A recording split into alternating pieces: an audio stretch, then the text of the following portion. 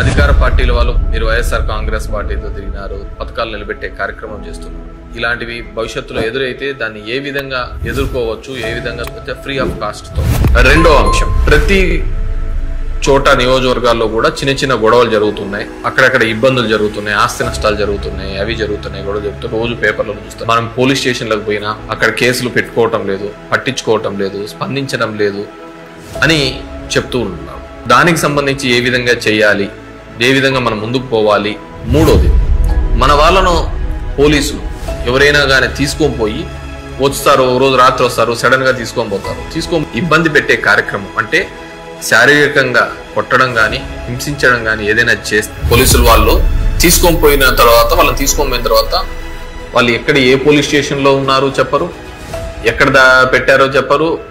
ఒక రోజులో 24 గంటల లోపల చూపించాల్సిన వాళ్ళు ఇంకా చూపించారు, రిమాండ్ చూపించారు. వాళ్ళు ఎక్కడ పోయినాడో తెలియదు. మనకు ఒక డౌట్, అది వాళ్ళు తీసుకుపోయినారా లేకుంటే బయట వాళ్ళు కిడ్నాప్ చేశారా, ఎలా చేసినారని తెలియనప్పుడు. Good evening everyone.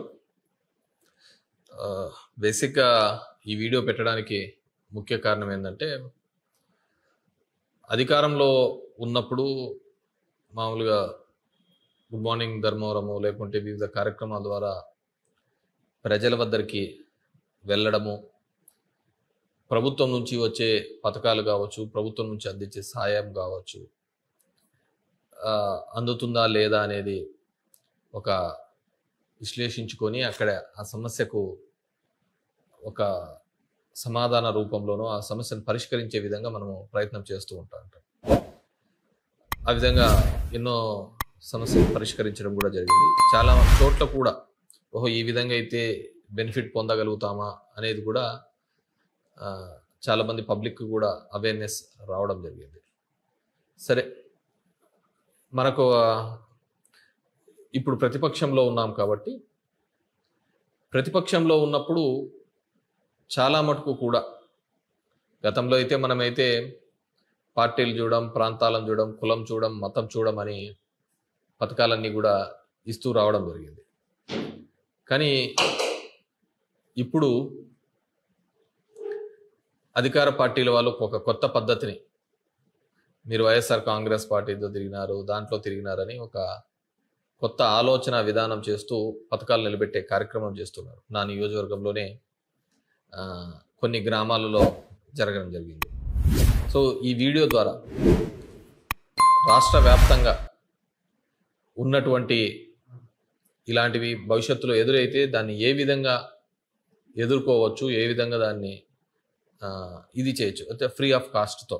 ఎందుకంటే ఒకటి ఏదైనా రాలేదంటే మళ్ళీ మనం కోర్టుకు పోవడము, అక్కడ లాయర్ ఫీజెస్ ఇవన్నీ కూడా ఎక్కువగా ఉంటాయి, వ్యయ ప్రయాసాలు ఉంటాయి.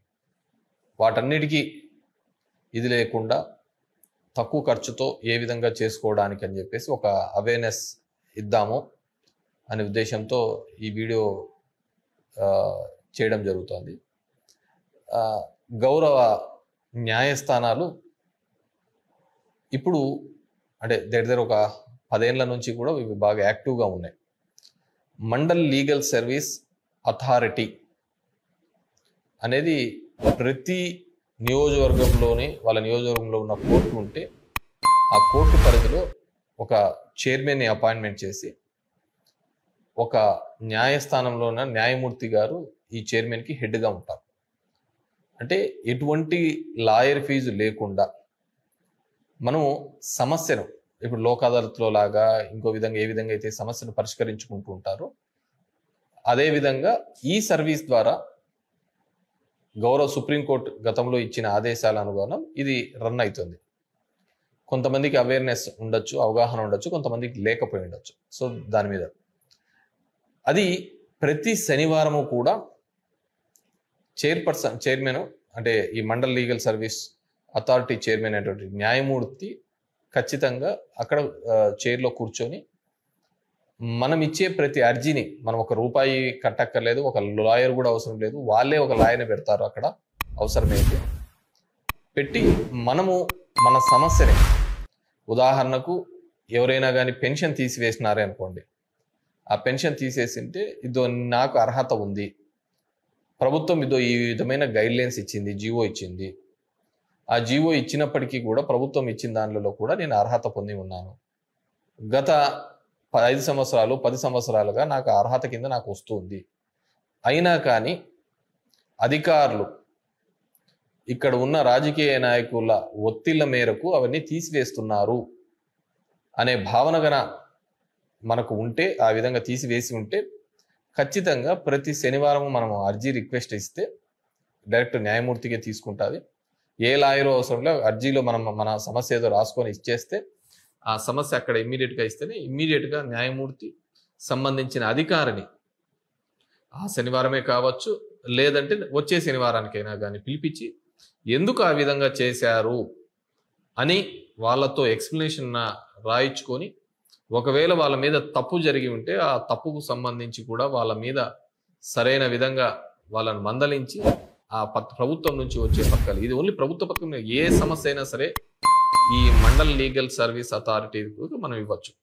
ఎవ్రీ సాటర్డే ఆడ కూర్చుంటారు, మార్నింగే పోయి మనం అర్జీ రాసుకొని ఇస్తే మనకు ఈ పెన్షన్స్ కావచ్చు, భవిష్యత్తులో తీసివేసే ఏదైనా సరే, అది ఇద్దరి మధ్య ఉన్న సమస్య ఉండి కూడా అధికారి రెస్పాండ్ కాకపోయినా, ఏ ఉద్యోగి కానీ ఫలానాది ఏదైనా ఉంటుంది, ఆ ఉద్యోగి రెస్పాండ్ అవుతూ ఉండడు, స్పందిస్తుండడు, మనం అర్హత పొంది ఉంటాం అయిన ఉంటే అలాంటిది కూడా ఆ మండల చైర్పర్సన్కి ఇస్తే ఖచ్చితంగా మనకు గౌరవ న్యాయమూర్తి వాళ్ళు మనకు న్యాయం చేస్తారు. ఇది ఒక విధానం. పథకాల విషయంలో కావచ్చు, ఇద్దరి మధ్య ఉన్న సమస్యను సంబంధించిన అధికారి స్పందించకపోతే, అది ఎటువంటి సమస్య అయినా సరే, ఒక మధ్యస్థం ద్వారా, అంటే అది రెవెన్యూ అధికారులు కావచ్చు, ఇంకో అధికారి కావచ్చు, అర్హత ఉండి కూడా వాళ్ళకి ఆ విధంగా ఉన్నా కానీ వాళ్ళు స్పందించకపోతే దాని మీద మనం చర్యలు తీసుకోవడానికి ఈ మండల్ లీగల్ సర్వీస్ అథారిటీని ప్రతి నియోజకవర్గంలోనూ ఉన్న కోర్టులో మనం ప్రతి శనివారము కూడా, ప్రతిరోజు ఉంటుంది కానీ ప్రతి శనివారము దీని మీద చైర్పర్సన్ గారు అక్కడ కూర్చుంటారు కాబట్టి, చైర్పర్సన్ అంటే న్యాయమూర్తి కూర్చుంటారు కాబట్టి ఆ రోజు సంబంధించిన అధికారిని పిలిపించి వాళ్ళు ఎందుకు చేయలేదో వాళ్ళను అడిగించి నెక్స్ట్ ఎప్పుడు చేస్తామని కూడా రాతపూర్వకంగా వాళ్ళ దగ్గర స్టేట్మెంట్ తీసుకొని గౌరవ న్యాయమూర్తి మనకు న్యాయం చేసే అవకాశం దాని ద్వారా మనం పొందవచ్చు. ఎందుకంటే ప్రతిపక్షంలో ఉన్నాం కాబట్టి ప్రతి ఒక్క నాయకుడు కూడా ఖచ్చితంగా వీటిని ఎక్కడైనా మీకు అన్యాయం జరిగితే ఈ విధంగా ఉపయోగించుకోండి. ఒక అంశం. రెండో అంశం సంబంధించి ప్రతి చోట నియోజకవర్గాల్లో కూడా చిన్న చిన్న గొడవలు జరుగుతున్నాయి, అక్కడక్కడ ఇబ్బందులు జరుగుతున్నాయి, ఆస్తి నష్టాలు జరుగుతున్నాయి, అవి జరుగుతున్నాయి, గొడవలు జరుగుతున్నాయి, రోజు పేపర్లలో చూస్తాం. ఇది ఎప్పుడు లేని ప్రక్రియ ఈరోజు కొత్తగా జరుగుతుంది. సో దీనికి సంబంధించి కూడా కొంతమంది ఏమంటున్నారు, మనం పోలీస్ స్టేషన్లకు పోయినా అక్కడ కేసులు పెట్టుకోవటం లేదు, పట్టించుకోవటం లేదు, స్పందించడం లేదు అని చెప్తూ ఉన్నారు. సో దానికి సంబంధించి ఏ విధంగా చేయాలి, ఏ విధంగా మనం ముందుకు పోవాలి అనేది కూడా మీ దృష్టికి తీసుకొని రావాలనుకున్నాను. ఒకటి, ఎక్కడైనా కానీ మన ఇంటి మీదకి దాడి జరగడం కానీ, మన మీదకి దాడి జరిగినప్పుడు పోలీస్ స్టేషన్కి వెళ్ళినప్పుడు ఆ పోలీస్ స్టేషన్కు సంబంధించి అక్కడ అధికారి స్పందించకపోతే, అక్కడ ఉన్న స్టేషన్ హౌస్ ఆఫీసర్ SHO అంటారు, ఆయన స్పందించకపోతే మనం ఏం చేయాలంటే, ఇదిగో సార్ మా కంప్లైంట్ ఇది ఇచ్చినాం, దీని మీద మీరు కేసు కట్టాలి అని. అది ఎటువంటి కంప్లైంట్ అయినా సరే, ఎటువంటిది తీసుకున్నా కానీ ఖచ్చితంగా తీసుకొని FIR చేయాల్సిన బాధ్యత SHOకు ఉంటుంది. 24 గంటల లోపల కేసు కట్టాల్సిన బాధ్యత SHOకు ఉంటుంది. ఇచ్చిన ప్రతి కంప్లైంట్ కూడా నేను ఈరోజు ప్రతి ఒక్క కార్యకర్తకి, ప్రతి ఒక్క లీడర్లకు కూడా చెప్పదలుచుకునేదంటే, మీరు ఏ కంప్లైంట్స్ ఎప్పుడు ఇస్తున్నా కానీ, అది కలెక్టర్ ఆఫీస్లో కావచ్చు, MRO ఆఫీస్లో కావచ్చు, RDO ఆఫీస్లో కావచ్చు, MDO ఆఫీస్లో కావచ్చు, ఇంకే ఆఫీస్లో ఇస్తున్నప్పుడు కానీ అక్కడ అక్నాలెడ్జ్మెంట్ తీసుకోండి. అంటే రసీదు తీసుకోండి, సీలేసి వాళ్లకు ఇదిగో మీకు కంప్లైంట్ ఇచ్చినాము అని చెప్పే విధంగా ఒక అక్నాలెడ్జ్మెంట్ తీసుకోండి. అదేవిధంగా పోలీస్ స్టేషన్లో కూడా మీరు ఇచ్చిన తర్వాత వాళ్ళు కేసు రిజిస్టర్ చేస్తారా లేదా, కేసు రిజిస్టర్ చేయలేకుండా వాళ్ళు పంచాయతీ పెట్టాలని చూస్తూ ఉంటారు. దాని లేకుండా మన కేసే కావాలనుకుంటున్నప్పుడు ఖచ్చితంగా అక్కడ ఉన్న ఆఫీసర్ ఎవరైతే ఉన్నారో, మేము ఇచ్చినాము కాబట్టి మాకు కేసు ఖచ్చితంగా రిజిస్టర్ చేయాలి, లేదు అనుకుంటే మీరు కంప్లైంట్ తీసుకుంటున్నట్టు విచారిస్తాము, చేస్తాము అని కూడా చెప్తూ ఉంటారు. అలాంటప్పుడు ఇదిగో నా కంప్లైంట్ ఇది, నాకు రసీదు వేసి ఇవ్వండి అని చెప్పి వాళ్ళతో రసీదు తీసుకొని, కొంతమంది ఎందుకంటే మా కొంతమంది రసీదు ఇవ్వరు. మరి రసీదు ఇవ్వనప్పుడు ఏం చేయాలా? రసీదు ఇవ్వనప్పుడు మనం ఏం చేయాలి అంటే, మనం తీసుకొని వచ్చి దాని సంబంధించిన ఎస్ఐ కోటి, సంబంధించిన సిఐ కోటి, డీజీపీకి ఒకటి, వీళ్లకు రిజిస్టర్ పోస్ట్ చేయాలి. రిజిస్టర్ పోస్ట్ చేసిన తర్వాత మనకు ఒక 3-4 రోజుల లోపల వాళ్ళకు రీచ్ అయ్యింది అని, రిసీవ్ అయింది అని ఒక కాపీ వస్తుంది. అది రిసీవ్ అయినా, రిసీవ్ కాకపోయినా, వాళ్ళు తీసుకోకపోయినా కూడా, తీసుకోలేదనే రిజెక్ట్ అయిన కాపీ కూడా వస్తుంది. వాళ్ళు వద్దనుకున్న కాపీ, ఏదో ఒక కాపీ వస్తుంది. కాపీ వచ్చిన తర్వాత వాళ్ళు కేసు రిజిస్టర్ చేయకపోతే ఇమ్మీడియట్గా ప్రతిరోజు కూడా మీకు సంబంధించిన కోర్టులలో మొట్టమొదటి న్యాయమూర్తి గారు బెంచ్లో కూర్చున్న తర్వాత ఆమె ఫస్ట్ పిలిచేది ఏంటంటే అర్జీదారులు అని పిలుస్తుంది. ఎవరైనా అర్జీదారులు ఉంటే రండి అని పిలుస్తాడు. సో అర్జీదారులు అని పిలుస్తానే గౌరవ న్యాయమూర్తులు ఇమ్మీడియట్గా మీరు పొద్దున్నే వెళ్ళి, ఇదిగో మేము ఇంతకుముందు ఈ విధంగా జరిగితే కంప్లైంట్ ఇచ్చినాము, అయినా రిజిస్టర్ చేయలేదు, కాబట్టి మేము రిజిస్టర్ పోస్ట్ చేసినాము, అయినా కూడా చేయలేదు, దాని యొక్క రసీదులన్నీ చూపించి ఇదిగో పలానా తేదీ ఇచ్చినాం, పలానా తేదీ అని చెప్పేసి న్యాయమూర్తి గారికి అక్కడికే ఇస్తే ఇమ్మీడియట్గా త్రూ కోర్టు న్యాయమూర్తి ద్వారా కేసు తక్షణమే రిజిస్టర్ కాబడుతుంది. అది ఎటువంటిదైనా సరే తక్షణమే రిజిస్టర్ కాబడుతుంది.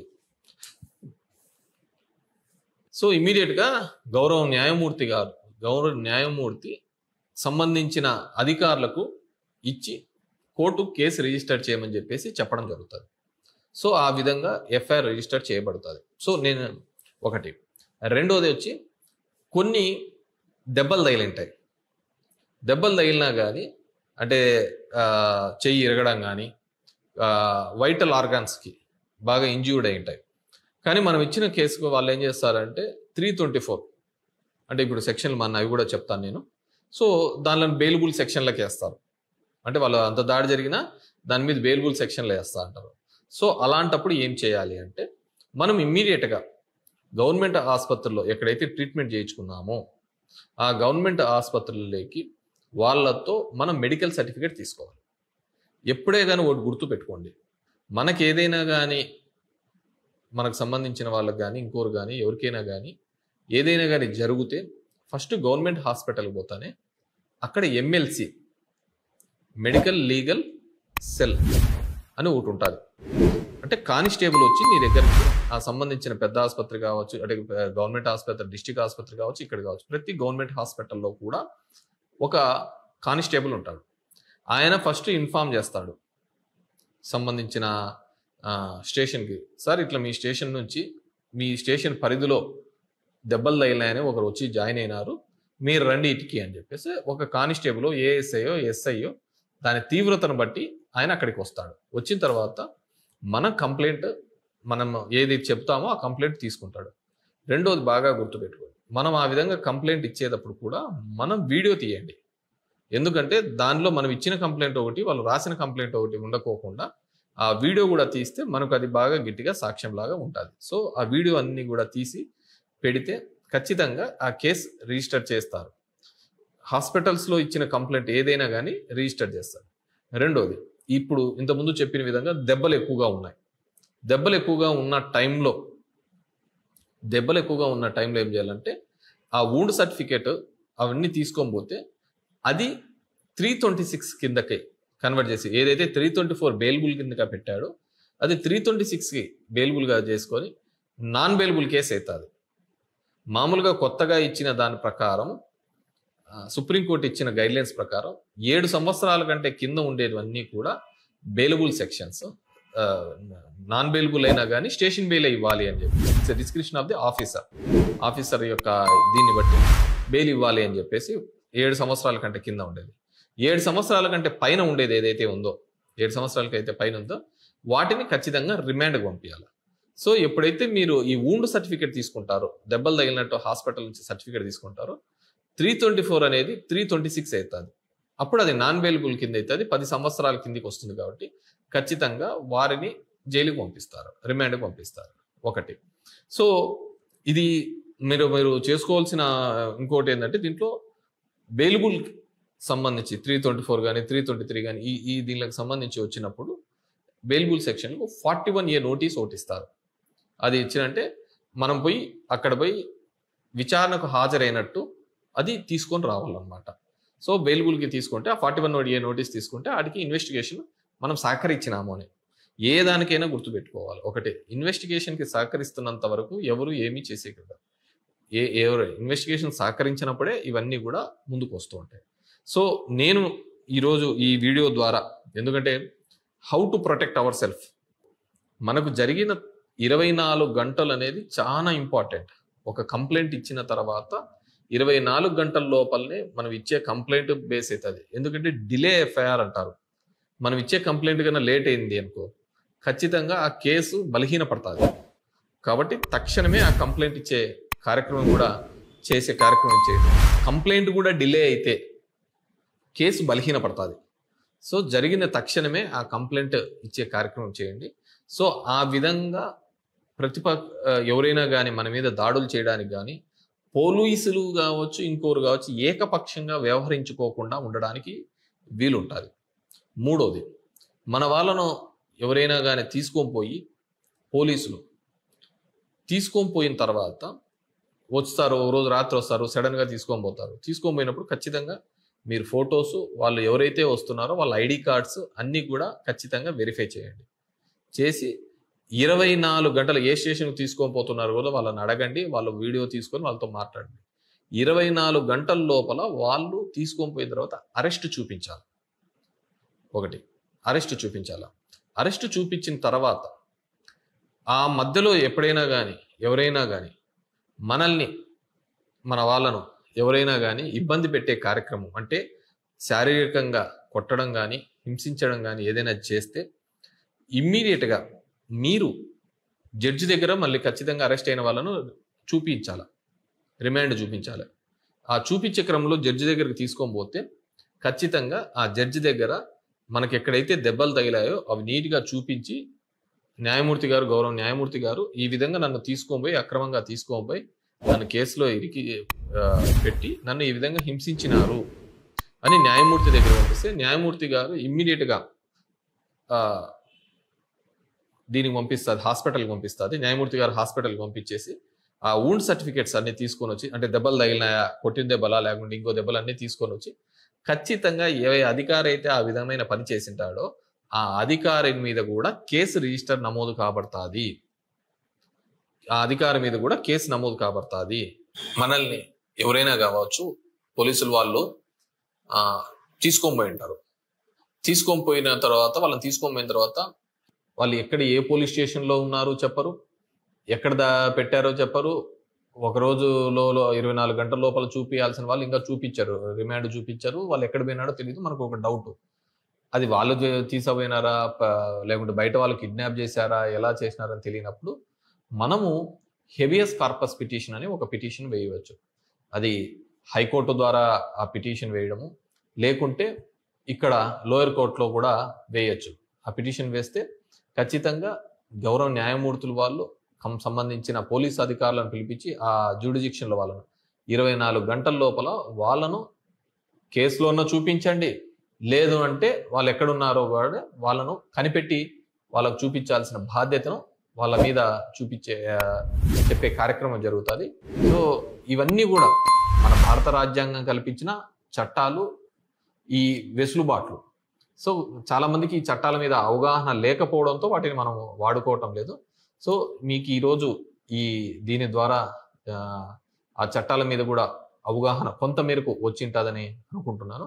ఖచ్చితంగా, ఎందుకంటే మనము ఆ అవగాహన ఉన్నప్పుడు మనం సంబంధించిన అధికారితో మాట్లాడేటప్పుడు కావచ్చు, మన దగ్గరికి వచ్చిన వాళ్ళతో మనం ఆ విధంగా వాళ్ళను ప్రశ్నించడం మొదలు పెడితే ఖచ్చితంగా మనకు బెటర్ రిజల్ట్స్, ప్రజాస్వామ్య పద్ధతుల్లో మనము ముందుకు పోవడానికి వీలుగా ఉంటుంది. కాబట్టి అదే సరే, ఊరికే తీసుకొని పోయి కొట్టి వదిలేసినారు, కేసు పెట్టలే, ఏమీ పెట్టలే, ఊరికే కొట్టి వదిలేసినారు. ఆ సందర్భంలో ఏం చేయాలి అంటే, నేను ఇంతకుముందు గతంలో చెప్పిన విధంగా ఎవరు కానీ భారత రాజ్యాంగంలో ఎవరే కానీ ఒక మనిషి మీద దాడి చేయడానికి వీలు లేదు. అలాంటప్పుడు అది పోలీస్ కావచ్చు, ఇంకోరు కావచ్చు. సో అలా ఎప్పుడైనా కానీ పోలీసులు కానీ దాడి చేసి వదిలిపెట్టితే ఇమ్మీడియట్గా నేను చెప్పిన ఇంతకుముందు చెప్పిన సందర్భమే అవుతుంది. ఒక క్రిమినల్ కొట్టినా ఇంకెవరు కొట్టినా ఇమ్మీడియట్గా తీసుకొని పోయి కేసు కట్టమని మళ్ళీ స్టేషన్లో అడుగుతాం. వాళ్ళు కట్టకపోతే తెల్లారి న్యాయమూర్తి దగ్గరికి పోతాం. న్యాయమూర్తి దగ్గరకు ఇదిగో నన్ను ఈ విధంగా పోలీసులు కొట్టారు, తీసుకొని పోయి కొట్టారు కాబట్టి నాకు ఈ దెబ్బలు తగిలినంటే ఇమ్మీడియట్గా మళ్ళీ హాస్పిటల్ పంపిస్తారు. ఇమ్మీడియట్గా ఆ పోలీస్ అధికారి మీద కేసు నమోదు చేయబడతాయి. సో నేను ఏ విధంగా చెప్తున్నట్టే నేనేం లా స్టూడెంట్ కాదు. నా 18 ఏళ్ళ రాజకీయ జీవితంలో పొద్దున్న లేచిన నుంచి అన్ని వర్గాల వారితోనూ నేను ఉంటా అంటారు, అందరితోనూ తిరుగుతూ ఉంటా అంటారు, అందరూ కూడా ఉంటా అంటారు. సో వీళ్ళందరూ కూడా చట్టం మీద అవగాహన కలిగి ఉంటే, ఇంతకుముందు నేను గుడ్ మార్నింగ్ ధర్మవరం ద్వారా ఏ విధంగా అయితే ప్రభుత్వం యొక్క పథకాలు, ప్రభుత్వం చేసిన చట్టాల మీద అవగాహన ఉంది కాబట్టి నేను ప్రజలకు న్యాయం చేసే దిశగా అడుగులు వేయడం జరిగింది. సో ఈ కారణంలో ఇక్కడ కూడా మనకి ఏదైనా కానీ ఈ ప్రతిపక్షంలో ఉన్నప్పుడు మనం ఏ విధంగా సెల్ఫ్గా ప్రొటెక్ట్ చేసుకోవాలి అనే దానికోసమే ఈరోజు ఈ వీడియోని పెట్టడం జరుగుతుంది. కాబట్టి ఖచ్చితంగా ఈ ఆంధ్రప్రదేశ్లో ఉన్న వాళ్ళు మీరు ఈ విధంగా కక్ష సాధింపు చర్యలు ఎవరు చేపట్టినా, ఏ విధంగా చేపట్టినా కూడా ఈ విధంగా వాటి నుంచి మనకు ఒక సమాధానం, ఒక సొల్యూషన్ దీని ద్వారా తెచ్చుకోవడానికి వీలవుతుందని చెప్పేసి తెలియజేసుకుంటున్నాం. సో అందరూ కొత్తగా చెప్తూ ఉంటారు జూలై 1 నుంచి చట్టాలు అమలు, చట్టాలు అవే ఉన్నాయి, సెక్షన్ల నెంబర్లు మారినాయి. భారతీయ న్యాయ సంహిత అనే BNS అని అంతకుముందు ఏ విధంగా ఉండేది, ఇండియన్ పీనల్ కోడ్ అనేది ఉండేది. 302 అనే సెక్షన్, 302 అనేది ఏంటంటే మర్డర్ చేసినప్పుడు వాళ్ళది కన్విక్షన్ 302 కిందకి కడతారు. 302 IPS ఉండేది, ఇప్పుడు 103 BNS అయింది. అదేవిధంగా డిఫరెంట్ 323 IPS, మిగతా సెక్షన్లు ఇవన్నీ. 323 అంటే ఇట్స్ ఎ సింపుల్ ఇంజురీ, అది 115 BNS అయిపోయింది. అదేవిధంగా సీరియస్ గ్రీవెన్స్, సీరియస్ ఇంజురీస్ ఉండే దాంట్లో 326 IPC ఉండేది, ఇప్పుడు 118 BNS కిందికి మారడం జరిగింది. అంతే తప్ప వాటిలో వచ్చినది ఇది లేదు, మారిన సందర్భం ఏం లేదు. సెక్షన్లు మారినాయి. అది ఒక పౌరుడుగా మనకు అది లాయర్లకు, పోలీసు వాళ్ళకు, వాళ్ళకు సంబంధించి ఆ సెక్షన్లు మార్పు. కానీ మనకు జరుగుతున్న విషయానికి సంబంధించి దీని మీద మనం కొద్దిగా అవేర్నెస్ ఉంటే ఏ విధంగా మనల్ని మనం ప్రొటెక్ట్ చేసుకోవాలి. ఎప్పుడే మన కోసం ఇంకోడు దిగి వచ్చినాడు, ఇంకోడు కోసం మన కోసం పుడతాడని కాదు. ప్రభుత్వం నుంచి వచ్చేవి కావచ్చు, మనల్ని ఎవరైనా కానీ కక్ష సాధింపుతో వేధిస్తే కావచ్చు, ఈ రెండుని మీకు వివరించడం జరిగింది. ఖచ్చితంగా భవిష్యత్తులో మీరు మిమ్మల్నిగా ప్రొటెక్ట్ చేసుకొని అందరూ కూడా అండగా నిలుపుతాం. మేము అందరము ఉంటాము, అందరం కూడా కలిసికట్టుగా ఈ 5 సంవత్సరాలు కూడా పోరాడాల్సిన అవసరం ఉంటుంది, పోరాడతాం కూడా. కానీ అంతకు ముంచి మనం ఏ విధంగా ఉండాలని నేను ఇంతకుముందు చెప్పిన విధంగా నా జర్నీలో డిఫరెంట్ కైండ్ ఆఫ్ పీపుల్ని ఏ విధంగా మా క్యాడర్ని కాపాడుకోవడం కావచ్చు, అదేవిధంగా ఈ విధంగా అక్రమ కేసులు పెట్టినప్పుడు ఏ విధంగా వాటి నుంచి బయటపడాలని మేము చేస్తూ ఉంటాం మామూలుగా. అదేవిధంగా మా ప్రాంతంలో ప్రభుత్వం నుంచి చిన్న టెక్నికల్గా ఉన్నప్పుడు చట్టం మీద అవగాహన ఉంటే చట్టం మీద అవగాహన ఉంటే ఖచ్చితంగా మనం కాపాడుకోవడానికి వీలుంటుంది, 10 మందిని కాపాడడానికి కూడా వీలుంటుంది. Thank you very much.